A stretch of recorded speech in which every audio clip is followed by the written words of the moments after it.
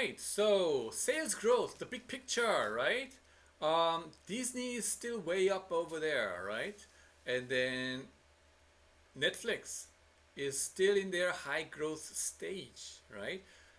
Every living creatures as well as corporations, they have life cycle, okay? Life cycle, young stage, high growth stage like teenage days, and after a certain point you become mature, and then old stage, mature stage, okay? So where would it go? We don't know, okay? But let's see. Then we look at the market cap of these guys, right? The competitors' market cap. What is that? This is the number of shares outstanding times the price per share, which is your market value of equity or market cap. Okay, whichever you call it doesn't matter, right? I'm just ignoring preferred stock or whatever there could be, okay? Because I want to live in a simple world for everybody in our class. Um, Now, all these competitors, whose market cap is the biggest? Google and Amazon over there, right? It's reaching $1 trillion cap. Holy cow! 천조국의 천조. Kind of, huge corporations. Where's Netflix? Our Netflix, still there, right? A lot of room. Of course, we cannot expect the whole world to keep on watching these movies without doing any of their businesses. Um, this part, a significant part, right? I know we are buying and selling those stuff in retail business, right? Amazon and Google, we use it for every purpose, right? Research or whatever your day-to-day business, you use Google. So YouTube may be a part of it, but the thing is, the Netflix, okay, maybe there's some still a lot of room to grow. Maybe we can see that in this picture, exponential growth, right? Um, yeah, investor relations material. Whenever you are assigned with a company, okay, assigned with a company to analyze, right? Go to their website. Of course, Netflix website, you're gonna be swamped by movies, so you will click only the movies instead of going into the company information. But Google search Netflix IR, Netflix space IR, then you will get to their investors relations materials. What is investors relations? Well, this is about the company's division, investor relation division, that talks to these investors in the stock market, investors in the bond market, right? All kinds of investors. They directly talk to these guys. So they have all this kind of financial information publicly disclosed in their website. Okay, so IR website, every public company has it. Okay, also in the US, you go to what is it? Edgar, EDGAR,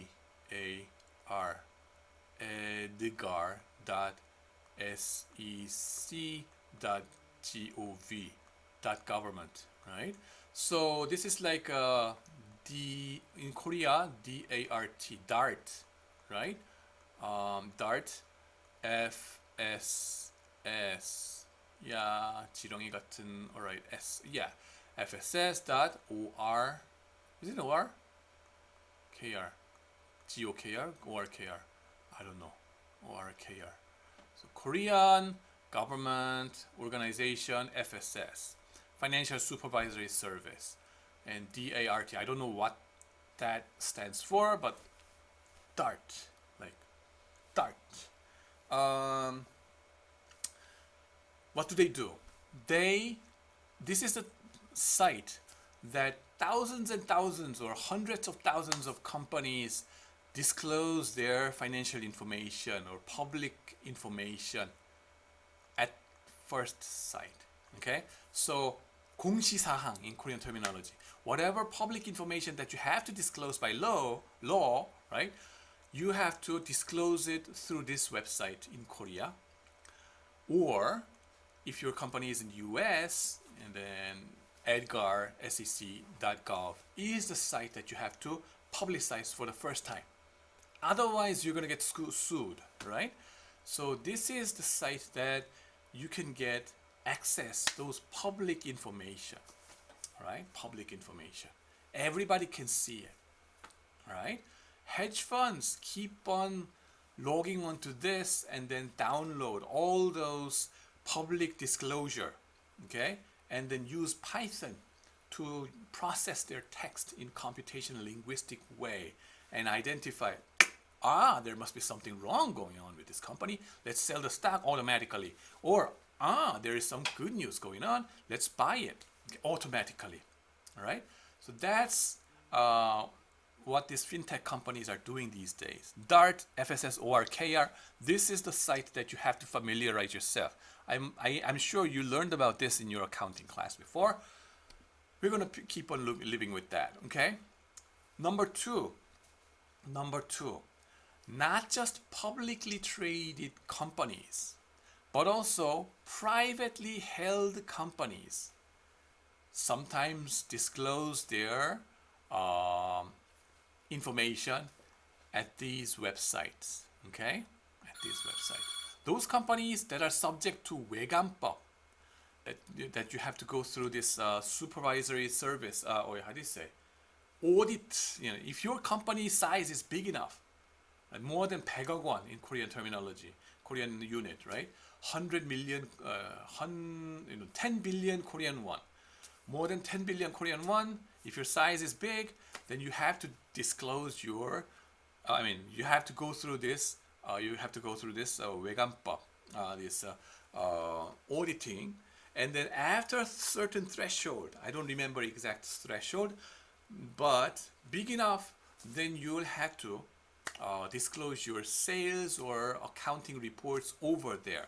So some of the private companies, big, right? Supposedly big companies' data is available over there. DART. Now, Coupang kind of guys, go ahead and find it. Even though the Coupang stock is not there in the stock market, DART has some accounting numbers disclosed. And then the next thing I want to highlight over here is the YouTube broadcasting. In your free time, I want you to go through this one. But if I click one, okay, familiarize yourself to the management, okay?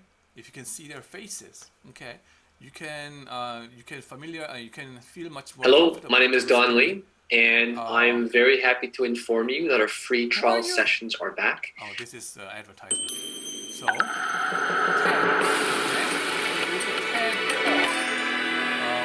the CEO, Mr. Hastings, Reed Hastings. I have been long so fascinated and amazed by so many aspects of Netflix. You're full of surprises, if I may. I'm not going to play it, waste my time doing that, but it's worth doing it in your own time. And the number two, let me see, what was that? The internet has completely changed the way we watch television. Gone are the days when the whole family would gather in the living room to enjoy the exact same program as everyone else. Technology has advanced to the point where we've dumped the old and movable boxes in favor of our phones and computers. In today's world, you can watch whatever you want. And what it looks like now, the second, third, where is it? Okay. Where are you? Yes, down here, right? Yes, down here. The third thing. Okay, let's do it. What is it?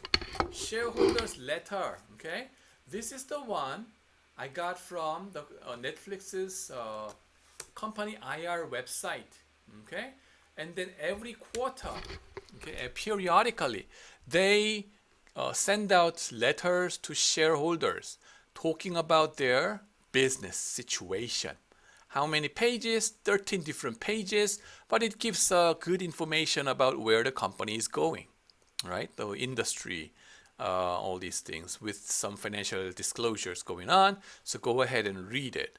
And then first quarter earnings report. I mean, it's already May time, and then their first quarter ended at the end of March, and then the quarterly result was disclosed in the middle of April.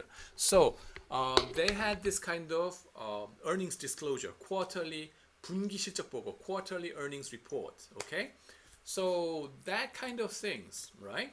For usual companies, well, they do it in conference call, and they do it in webcast way, just like web radio kind of things. Radio, I said, voice.